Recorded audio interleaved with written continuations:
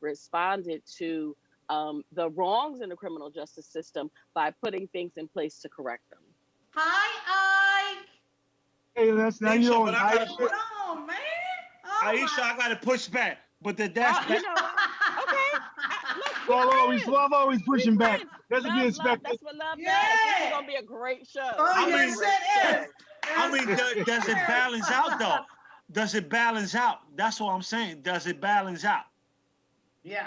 Well, you better have you be on your toes today, Aisha, because we're coming for you, I baby. am. Oh, Aisha, this hey, is not listen, the first time we've had this conversation. Okay, Aisha I'm know I ready. would never go I against got her. the receipts. I got the receipts. You Well, got if you look at my glasses lens, you see what you see at my glasses lens. You see the lady justice back there, blind. Yeah, yeah. she Um, ain't blonde though. so, Leslie, Yes.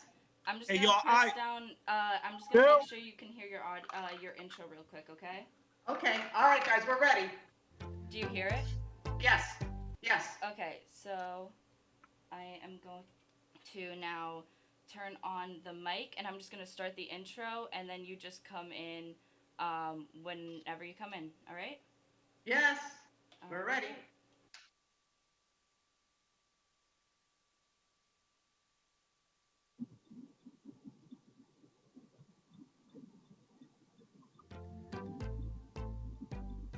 Next up is Voices of Change with your hosts, Leslie Acosta and Isa You Richardson. let me know, Olivia. Voices of Change is to connect, inform, and empower people to engage in social political change.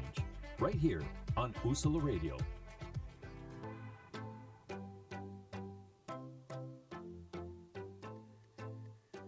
Hello, everyone, and welcome. You have just joined Voices of Change, VOC, with host Leslie Acosta and Aisha Richardson. Today, we are going to yap about our favorite subject, politics. But before we go there, I would like to start by introducing Don Ike Jones and Luis Suave Gonzalez. I met Suave and Ike during one of my visits at Greater Fort Prison. Luis was incarcerated at the age of 16 and Ike at the age of 17. Both were sentenced to life in prison without parole. Suave was incarcerated for 31 years and Ike for 30 years. Suave and Ike, by the grace of God, were able to appeal their cases under the 2012 ruling by the United States Supreme Court Miller versus Alabama case, which stated that it is unconstitutional to sentence a juvenile offender to mandatory life without parole. Both are now working, contributing taxpayers, and productive members of society. Ike is a member of Temple University Inside Out Prison Exchange Program, training over 400 college professors around the world.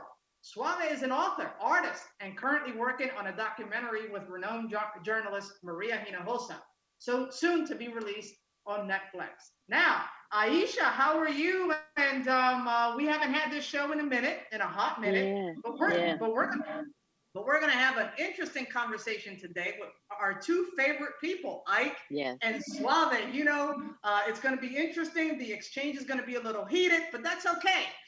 We want to address this issue of the Biden-Harris administration and what criminal justice reform is going to look like under that administration. So I'm going to let you start, Aisha, and then we're going to go to Suave, and then we're going to go to Ike. So welcome.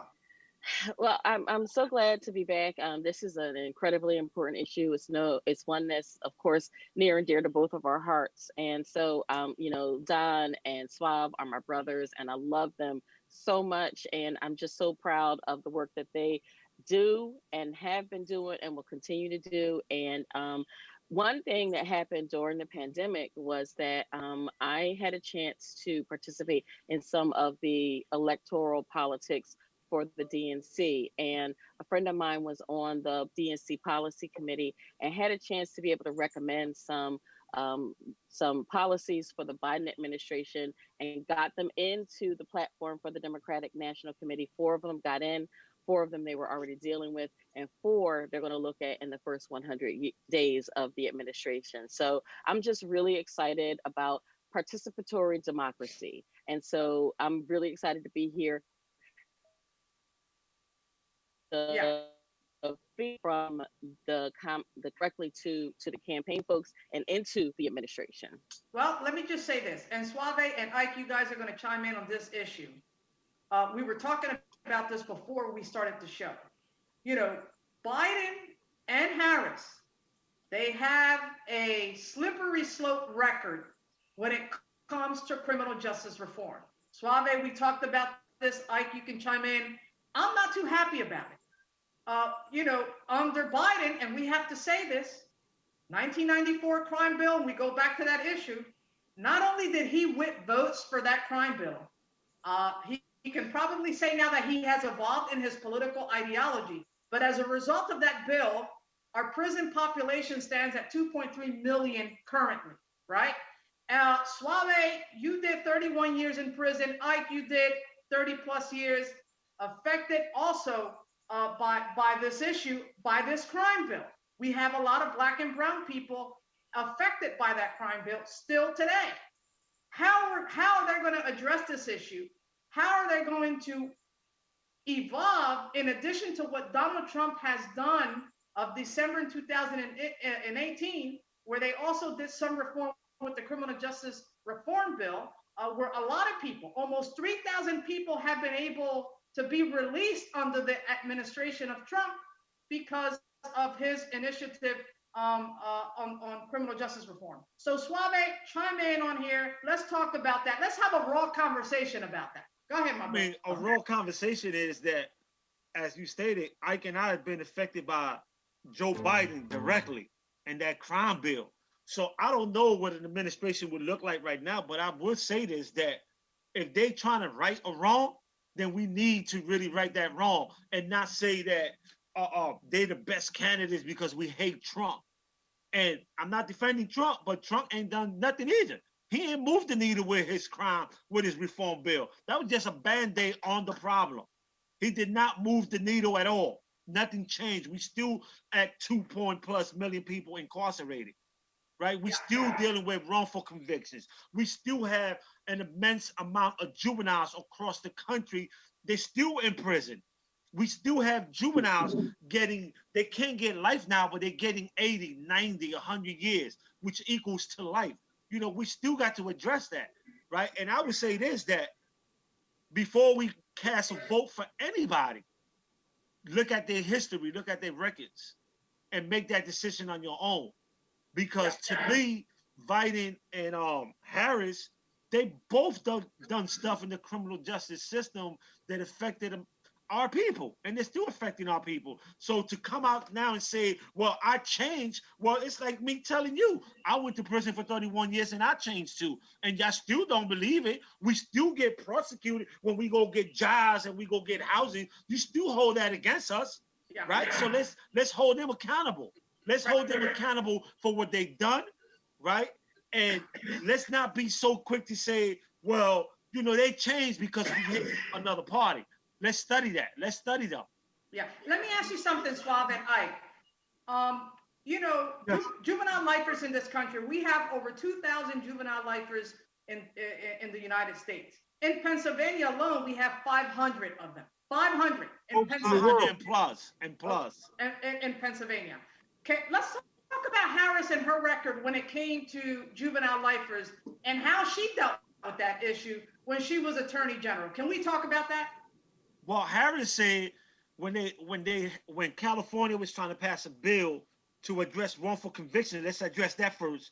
She fought it. She fought against it because she did not want to compensate people that have been in prison wrongly convicted. When it came to juvenile lifers, let's remember, this is where it all started at in California. California was putting young kids in prison for 3 strikes you out. Right. You know, so they got a long history, and Harris was part of that history, which refused to release some of these guys. These guys had to go back to the Supreme Court, and they're still fighting it. Yeah. What about you fighting it? Also, so I remember she also fought against evidence that were released to people that were actually innocent. She fought against it. Right. So it could be admitted into court. So our history of criminal justice is not very good. I mean, she's done some things in her past, as have Biden, that's hurt us immensely. You know, and I'm not a person who said that people can't change. I know people can change. So I'm not going to hold that against them per se, but I will say that we got to examine, like you said, but also my vote is not against Trump.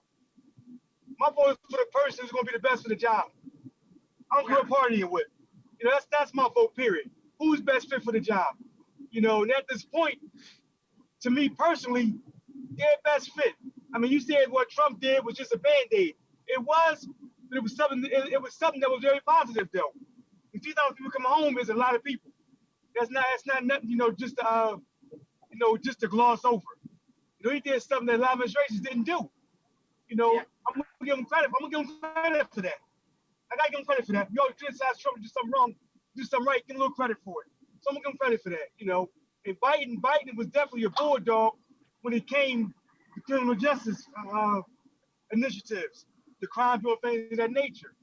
But I can say this though: if you know been bit by the system, involved in the system, you see what going on in our city, it makes you tough on crime.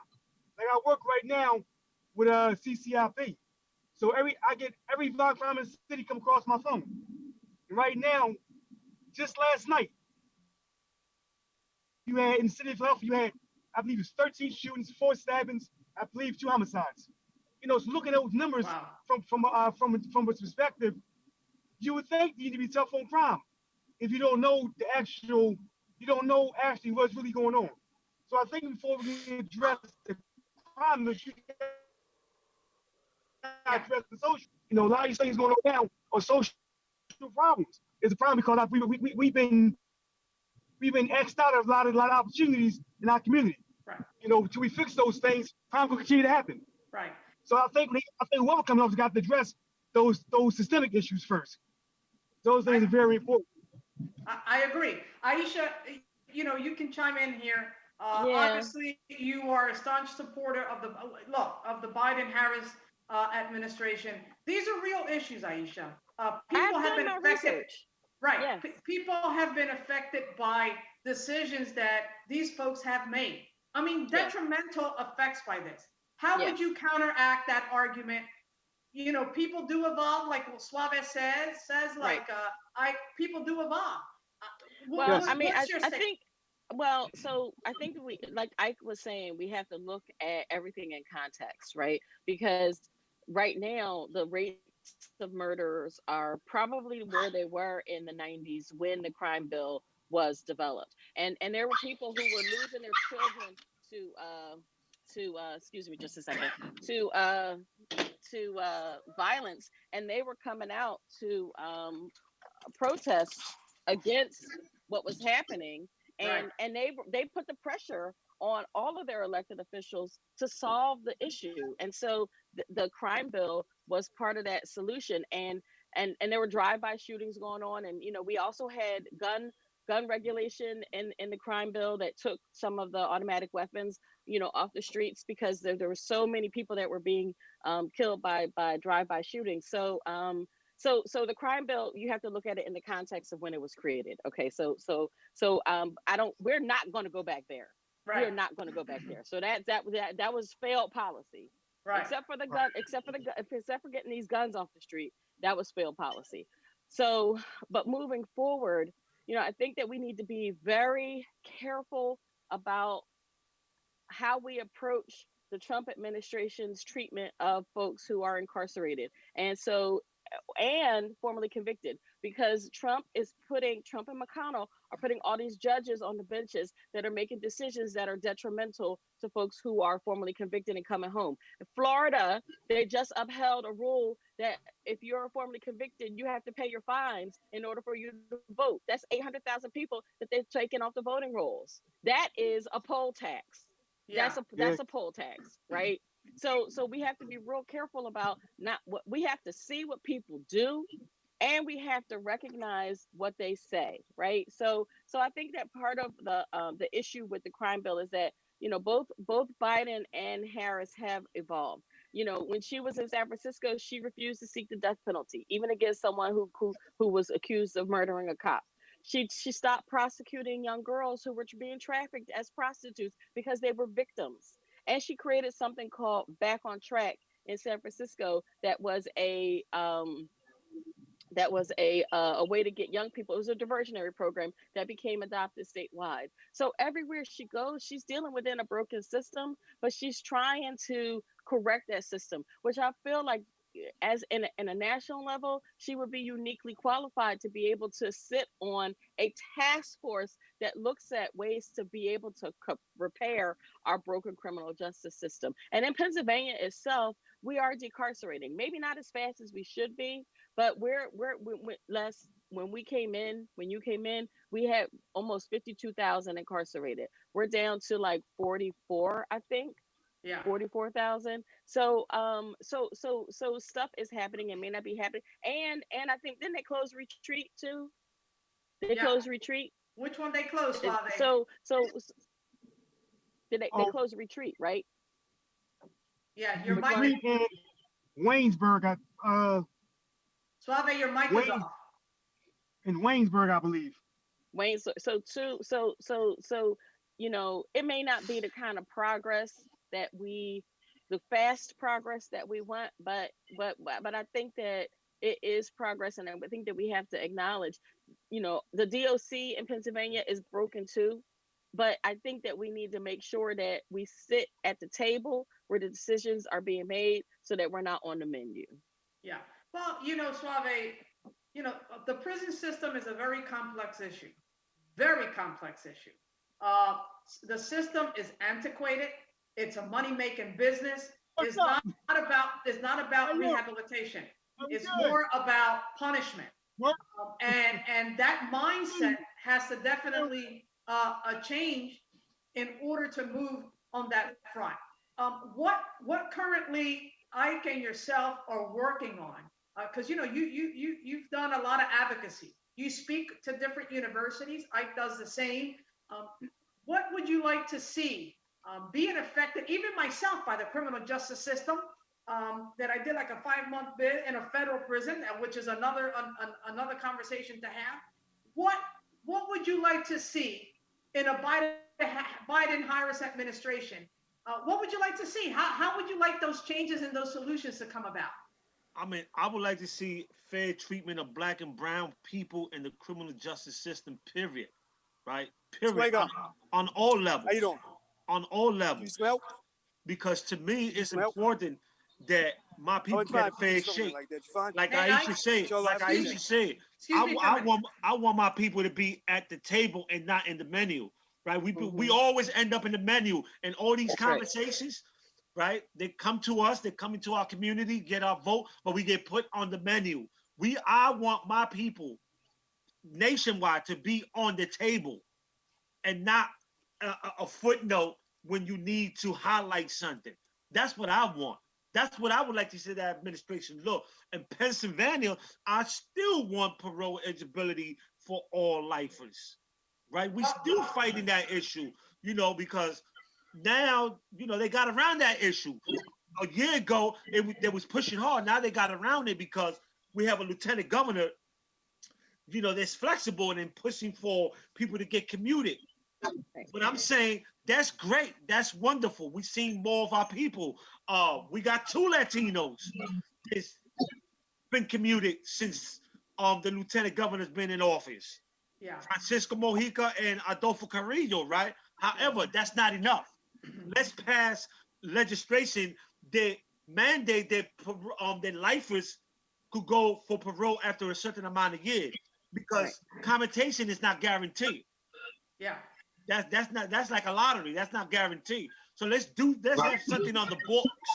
They say after X amount of years, you could go to see the parole board, right? Right. California has that.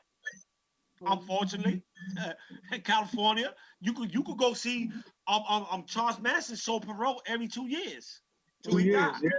Yeah. Why not in PA? So that's what I would like to see. If we talking criminal justice reform, let's do it on all levels. I'm tired, me personally, I'm tired of being on the menu every time they have these conversations.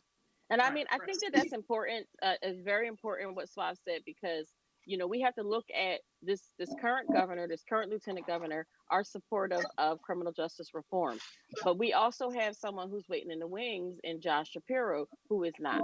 And so we need to make sure that we're continually pushing back and pushing the envelope and putting and supporting policies like Senator Street's 942 legislation that codifies what Suave is saying. Because if we don't, and we also have to look at it on a national level too. Could you imagine one of the things that Kamala Harris proposed when she was running for president was a ambitious criminal justice reform. She wanted to legalize marijuana, abolish mandatory minimum sentences. She wanted to end the death penalty and solitary confinement, stop private prisons, and get rid of cash bail, as well as leverage what the president's power on clemency was to increase those clemency regulations so that we could reduce the federal prison rolls. So I think that if we can look and see what a national policy should be, and then we can push down to the states in terms of making sure that it impacts our family members, then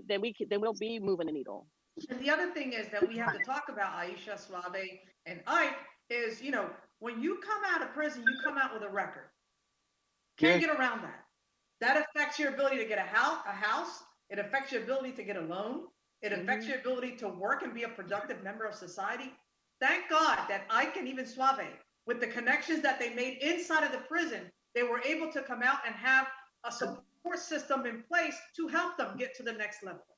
Right. We don't have too many Suaves and Ikes and those opportunities. That's another conversation that we have to have, because that's a social, economic issue that we have to discuss that has to be at the table. How do you take these issues once you come out of prison, post incarceration, so that people can have an opportunity or a fair shot to survive, to have a sustainable wage and be able to work and pay your taxes and be productive members of society, so you don't go back into prison because you're forced to do certain things so you can't find a job and the doors are closed when you apply, and they ask you in that application if you have a felony, if you've been incarcerated. How do we deal with that issue? I mean, you deal with that issue. I think that issue, let me say this, right? We need more people like Aisha. And I'm going to put her on the spot. I know she don't want me to too, but I'm going to put her on the spot. I remember coming home, right? And I knew nothing about bank account. I knew nothing about nothing. Aisha took me to get my first bank account open, right? Aisha took me on my first trip to Macy, and I had an anxiety attack. Wow. Remember that?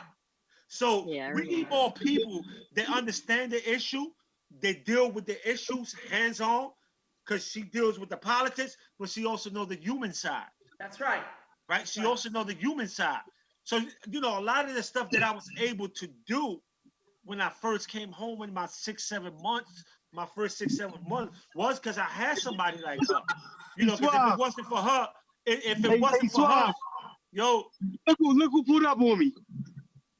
What's up, Wallow? Okay. Tell him I said, what's up? But check this out, right? The thing is that if it wasn't for Aisha, I probably couldn't find a place to stay, to live at, because of my criminal background.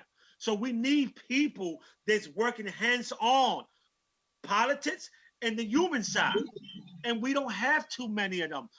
Often you see people say, I support this, I support that. But are you willing?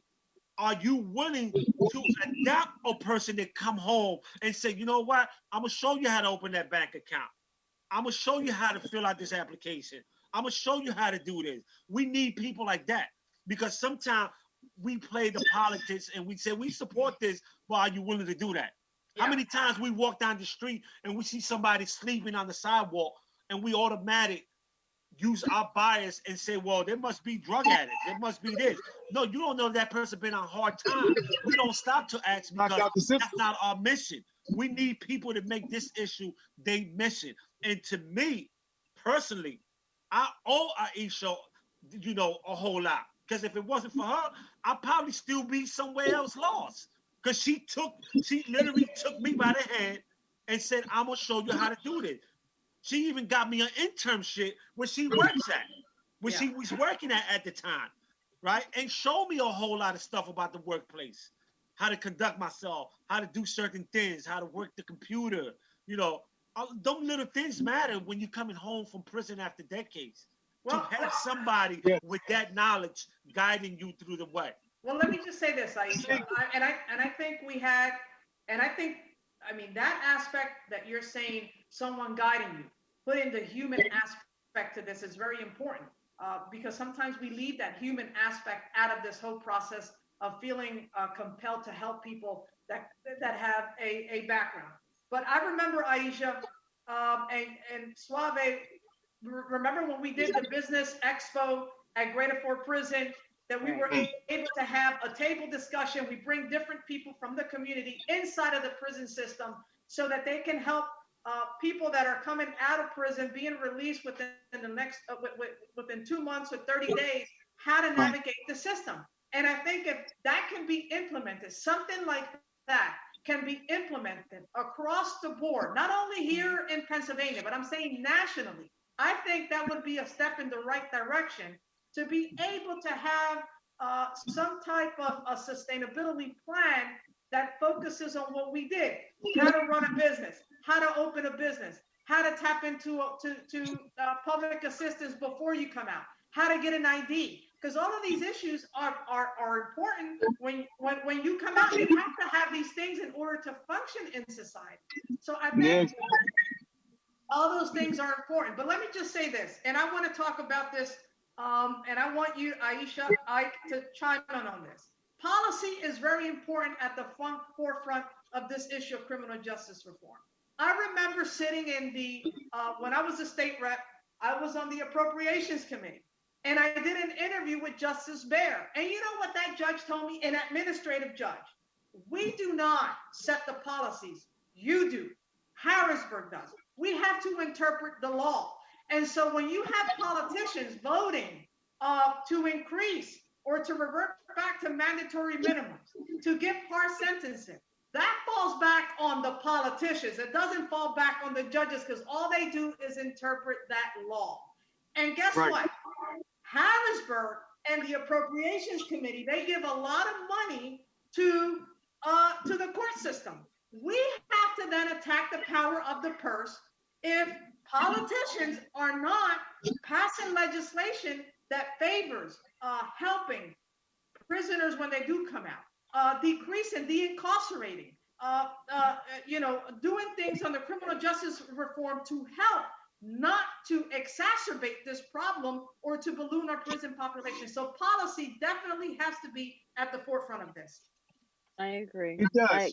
I just want to go back. We were talking about coming home from prison. You know, in Pennsylvania, I remember I came home, I applied for Amazon. A lot of guys applied that was formerly incarcerated. But Pennsylvania, they would go back 7 years on a background check. So my crime being over 26 years old, I was able to get the job. You know, but a lot of guys applied with me in the halfway house I was in got denied because the conviction was within the 7 years. So I think coming home, man, is very important to have someone walk through the process, like Swab said. I was fortunate to have Donnell Drinks walking through the process of coming home. I mean, getting anxiety attack, being around big crowds. Like those things bothered me for a while until I got used to it. So, and I think also the prison system, when they lock guys out from communicating with other guys inside the prison, I think that's the issue we need to talk about too. Because I know myself, I write guys all the time, email guys that's ready to come home. I prepare them for coming home. But the jail blocked a couple guys from contacting me because I'm an ex-offender. But I'm mentoring these guys and I'm being blocked from doing it. You know, so that's the issue also. And we talk about the policies makers.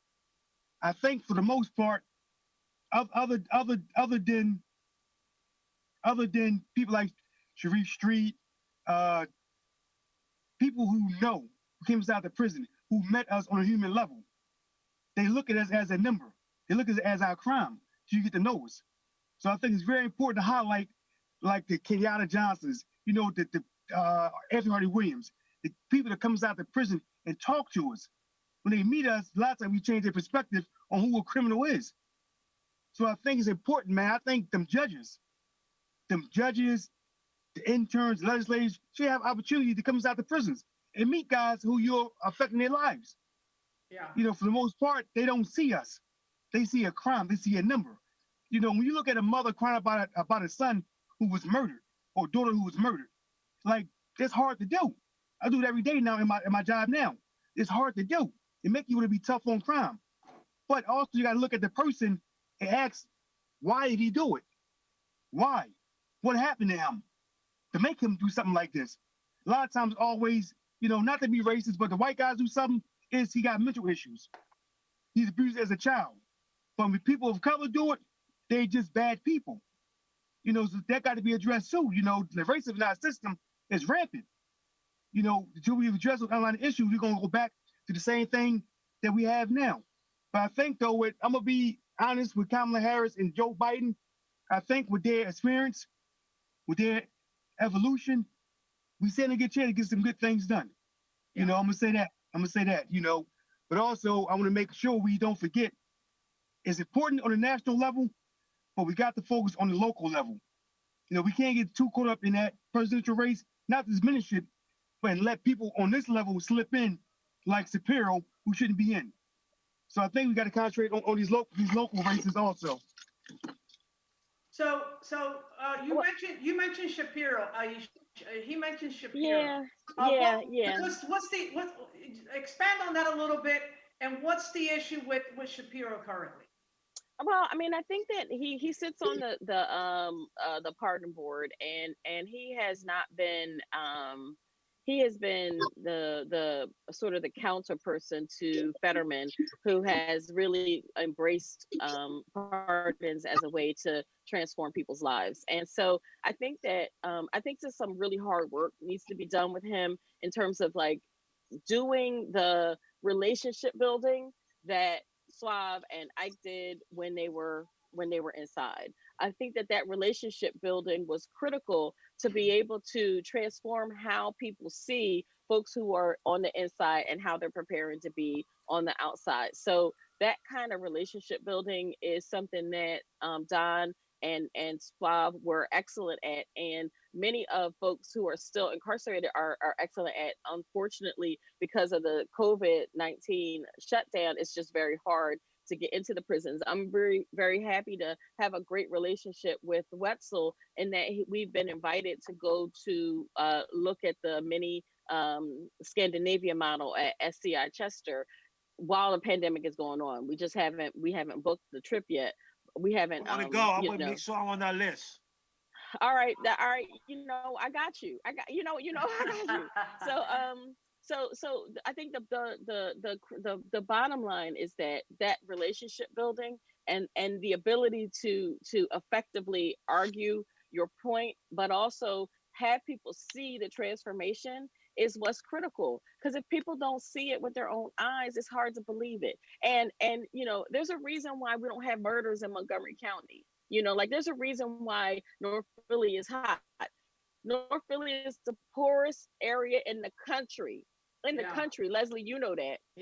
And so what we need to do is we need to look at systemic changes. We need to look at making sure that we have quality education, that we have fair wage jobs, that people have health insurance, that aren't going to be jammed up. So it's really about how our economy is structured, and how we have this concentrated poverty, which then breeds this concentrated crime. So if we figure out ways to be able to look at what the Biden-Harris administration is doing in terms of raising the minimum wage and making sure that we have universal health care, that because Trump is trying to get rid of the Affordable Care Act. So we need to make sure that we're looking at the policies and not just the people.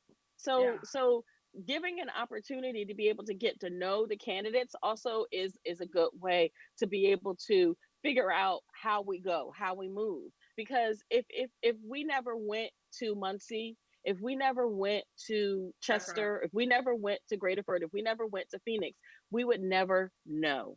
Would never, our minds would not be changed. We would never extend our hands. We would, so I think that part of this is the, we have to extend our hands to be able to receive the reward. If we don't extend our hands, if we're not opening our minds to what the possibilities are, but also seeing straight up what the negative aspects are, then we'll continue to stay in the dark. Yeah. Well, you And know what, Aisha? The beauty of you and Leslie when she was state rep coming into the prisons, it was a blessing for us, right? It really was, because it allowed us to do a lot of things. But the blessing came because y'all allow us to be part of a agenda. Y'all Right. saw room for us to make a change. Y'all just didn't come up there and visit a bunch of guys. Y'all saw something which allowed y'all to allow us to give back to the community. And that's what I'm talking about, being included on the table and not the menu, like you Right. always say, right? And I would love to see the Biden Harris campaign have a meeting with ex-offenders in Pennsylvania, right? For the simple fact that we have voting power in Pennsylvania. yes, we do. And if we come together with that voting power, we could determine some elections. Believe it or not, with the number of ex-offenders, in Pennsylvania. So what I'm saying is, like, don't just come to a place and say, "Well, I feel sorry, that's why I'm here." Come with an open mind. Allow us to be part of that agenda and mission. Yeah. And let me just say this, Bob. Philadelphia, a quarter of the population are have a conviction. So Yeah. it's vitally important for the Biden Harris campaign, absolutely right, to sit down with ex-offenders and have this conversation, because you cannot shape policy based on your own knowledge. You have to shape policy on the basis of personal experience of people that have gone through that issue. So if you're having these meeting of the minds without including the people that have been affected by this, your policy is not going to be effective. Exactly. I agree completely. Yeah. So to Biden and Harris, this is an open invitation to allow us in that conversation. Yeah. Well, we've been trying to reach out to the Biden Harris campaign, and we haven't had any success, Aisha. And let me tell you something.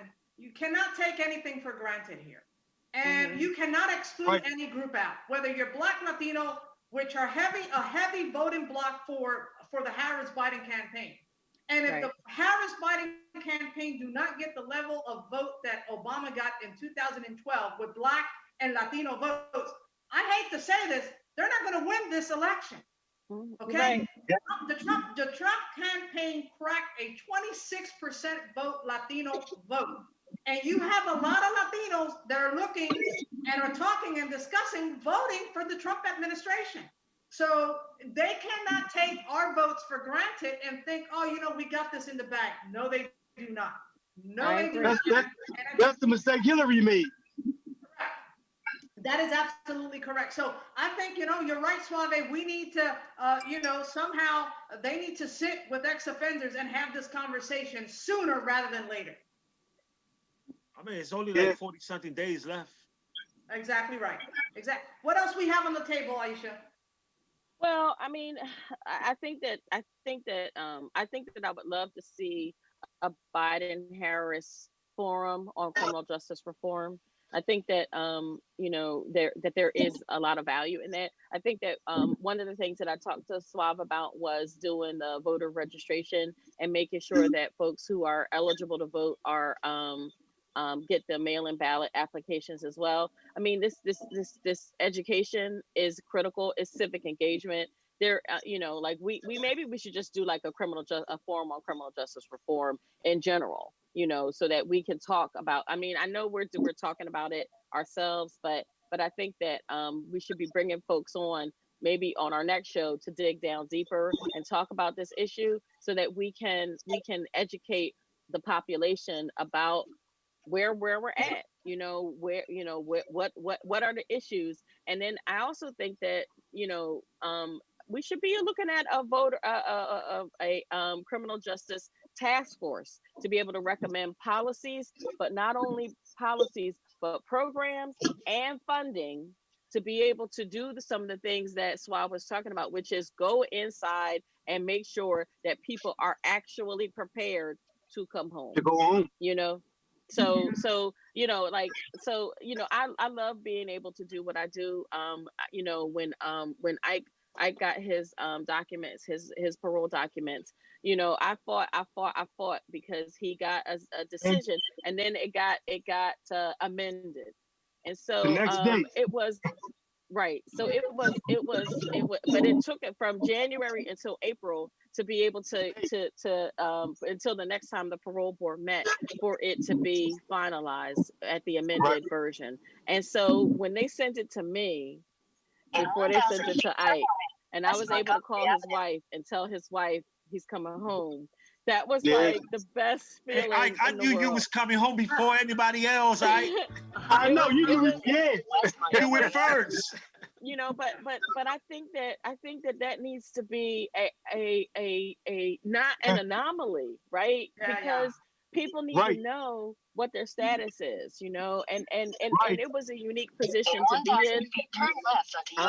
And so I think that we've sort of created our like I take my criminal justice programs with me wherever I go, but the problem is, suppose I'm not here, right? I mean, I would like to see some of the work that we did codified. I would like to see that as part of something that is a program that is implemented statewide. Yeah. So I think that we have the power to do that. We have the power to make those recommendations, to be able to follow up, and to be able to get them enacted. And so Well, if we can create a task force that looks at just the voting and voter education programs, policy, and funding, then We're in the right. we're on the right track. Yeah. I Well, vote. all right. I vote Aisha, you chair of it. Aisha, let me say this, Aisha. Every Well, Suave, weekend, every Suave, weekend, we have to every take a short. weekend, myself, Donnell Drink, the ACLU, and Gilbert Gonzalez, and a couple of other groups in the community, we've been out helping people That's register to excellent.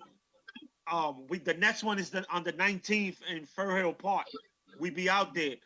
So we out there helping the people register to vote, getting the message, educating ex-offenders, because a lot of people don't know they have that voting power. So we've been out there for the last month doing this, and we're going to continue all the way to November 4th. Very good. We have to take a short break. You're listening to VOC, Voices of Change on Usula Radio, with your host, Leslie Acosta and Aisha Richardson. We have two guests. We have Suave Gonzalez and Ike Jones. We'll be right back after this short break.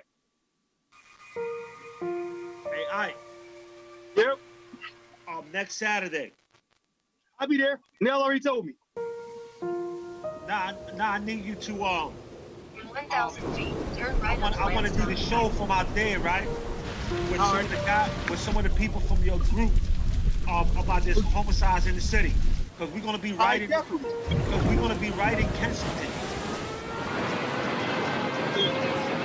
Yeah. Down from 3 other streets and then you'll be back. You heard that? You think that's possible? Yeah, definitely possible. Because we're gonna be right in Fur Hill Park in Kensington, so it's only right to do the show from down there to talk about these homicide rates and the homicides in the city. Yeah, we definitely be there. All right, that's 12 o'clock, 12 to 1. All right, Make your emergency I'm booking you. I'm booking today. you. Go ahead. I'm there. All right, guys, hold on a minute. 2, 1. Welcome back. You're listening to VOC on Usula Radio with your host, Leslie Acosta and Aisha Richardson. We have two guests today. We have Luis Suave Gonzalez, and Ike Jones with us today, talking about this criminal justice reform and what is that going to look like under the Harris or the Biden-Harris administration. Having this great conversation. Let's switch the conversation here for a minute. Suave, before we started this show, you were mentioning that Maria Hinojosa just released her new book. Can we talk a little bit about that? It's called Once I Was You. Yeah, let's talk a little bit about that. What is that book about? What is she talking about in that book? And why should we buy it? It's a memoir of love and hate in a torn America. And this book is so powerful because it addressed all the issues that we've been talking about today and all the issues that's being addressed in the media.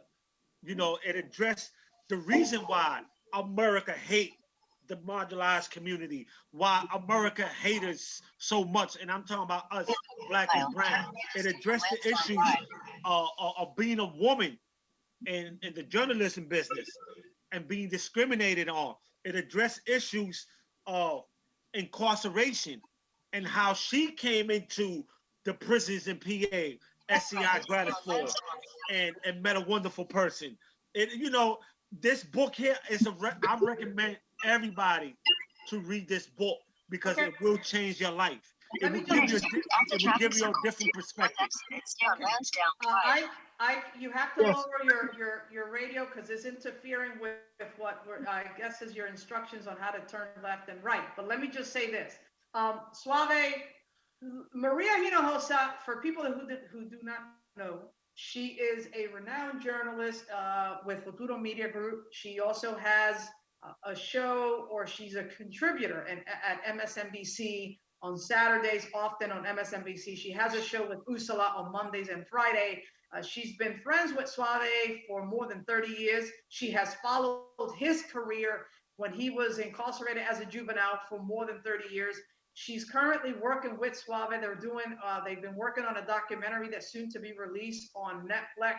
She has written this book, and it's a memoir of her experience as a journalist. She talks about this issue of love and hate within the media, highlights some of the stories of Suave and her interactions with him. Why is that so important, Suave? What is the importance of that book, and why we should, you're pushing that book here on Ursula Media, but why is the importance of getting that book and reading it? How is that going to enhance our knowledge about criminal justice reform and this love and hate in America towards even Latinos? Talk a little bit about that. Because not too many people get to see the inside of a prison the way you have seen it, the way Aisha has seen it, the way Maria has seen it. Y'all have personal experience in going into the prison. Y'all know the process. When you go in and it make you feel like you're a criminal. Because they want to strip you down. Sometimes they want to go in your panties and make sure you ain't carrying nothing, even though you have a prestige title as a state rep or a state rep chief of staff. They still treat you as criminal because they see you as a person, black and brown. They don't see you as nothing else. They don't recognize your title or your status in society.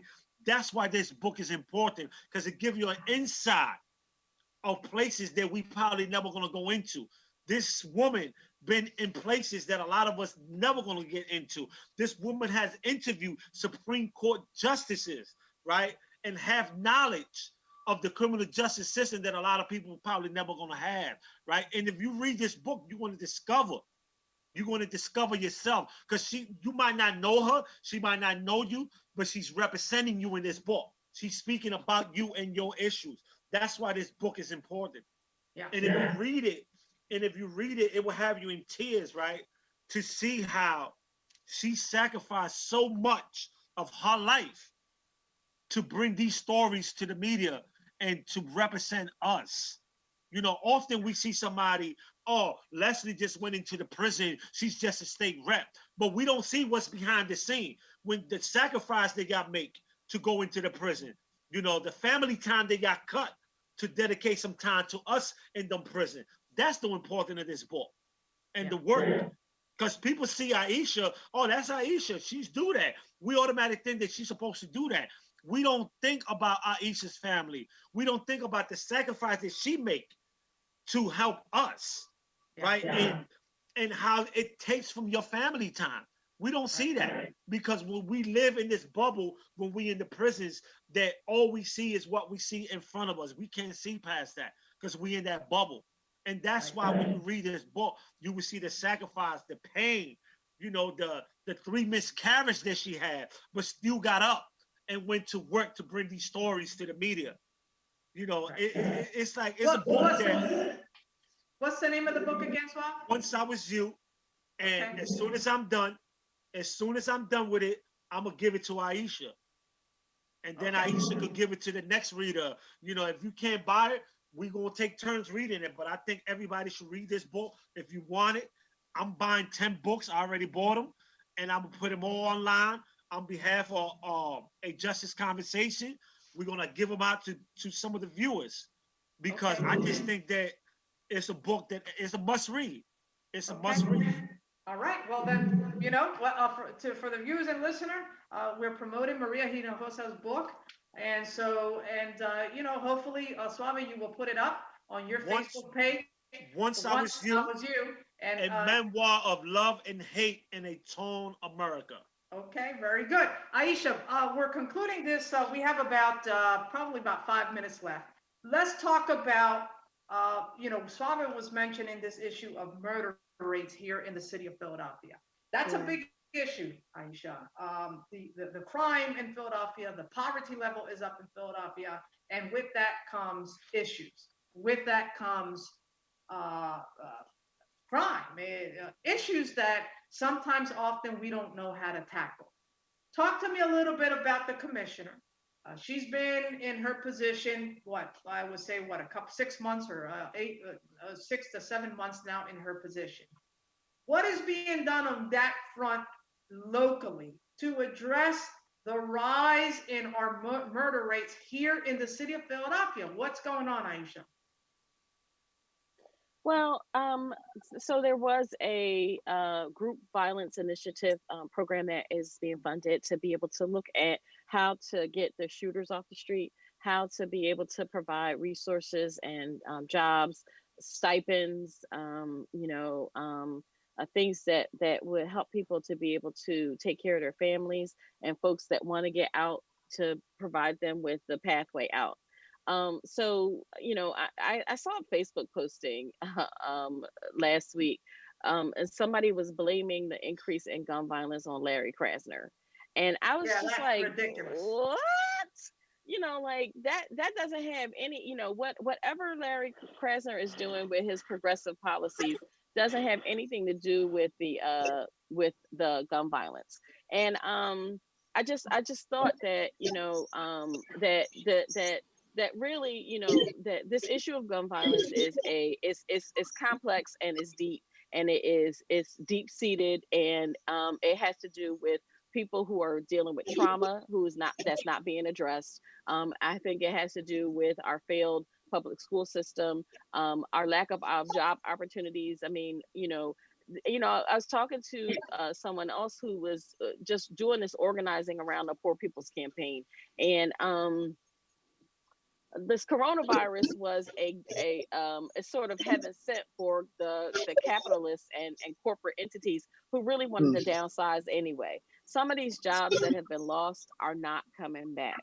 And so, what are we going to do to be able to educate our young people and provide options for our young people for a healthy future? We only have one technical high school in Pennsylvania, in Philadelphia. That's Dobbins. It's Wow. ridiculous.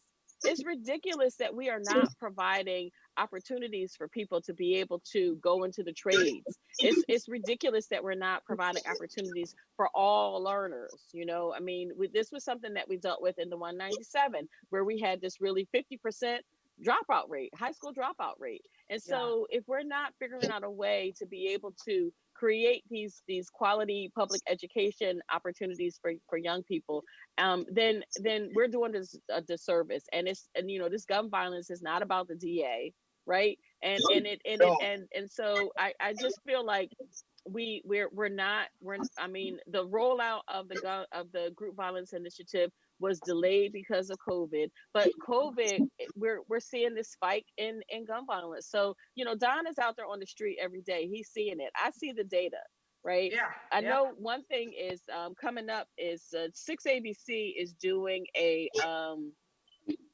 something on Sunday, and they decided to do a town hall on gun violence. It's going to be aired on the 13th at 9:30 on 6ABC. It's called Building It Better Together Town Hall on Gun Violence. So, if people want to just check it out and see what it is, what's it about, and even though it was pre-recorded, we need to be able to we need to comment, we need to make our voices be heard about what the issues are. And I think that sometimes we think we have to work within a system, but in order to get stuff done, you all know that we work outside the system to be able to save lives. But I really feel like Don is a better person to talk about this. Go ahead, Don. Well, and let me say, Don, Usala is at your disposal, so that and at your so that you can, if you're doing these advocacy work out in the community, you too, Suave, you're doing this thing on voter registration. Let's do this. We can do this through Zoom. We can go out and promote this through Usala Media and make sure we're getting this information out. I mean, it's important. It's important information to get out to our community. And at the end of the day, look, we have to, in order to revitalize our communities, we have to put resources into these distressed areas. And including opportunities for people. And the only way we're going to do that is if we invest correctly in distressed communities. Go ahead, Don. Mm-hmm. Like right now, the GVI program I usually spoke about, Yeah. they are Southwest Philly right now working. They're doing I think 20 home visits a day. So they're out there now. And also with the violence in the city, a cop told me this. Right in his mouth. I was working at Friends at 7th Gerard. So right across the street, the methadone clinic across the street from where I worked at. So the guy sold heroin from the donut shop. The cop said, "Why should we arrest them? Crash gonna let him right back in the jail." This is the cop out of his mouth. We're not locking him up. We're not doing nothing about it. He's gonna let him right back out. So a lot of things going on now in the streets because the cops are responding to crime. The cops, now they're not crime prevention, they're responding to it. Yeah. Mm-hmm. You got some good officers that's doing good work, but a lot of the officers sitting back, letting the city burn down. Hoping that's gonna get rid of Kenny and get rid of Chrysler. That's just the honest truth of it. Like they don't mind seeing some lives lost if we get rid of this DA that don't support us. Yeah. So that's what's going on. So I think, and also always say, my old head told me one time, he said, don't resource them until you rehab them. Yeah. A lot of these young guys doing this killing, all these violent acts need to be rehabbed. They're on Percocets, they're smoking a lot of marijuana, just synthetic stuff, the K2. So a lot of these guys need to be rehabbed. And also you miss the trauma. The trauma is huge in our community. It hasn't been addressed. Yeah.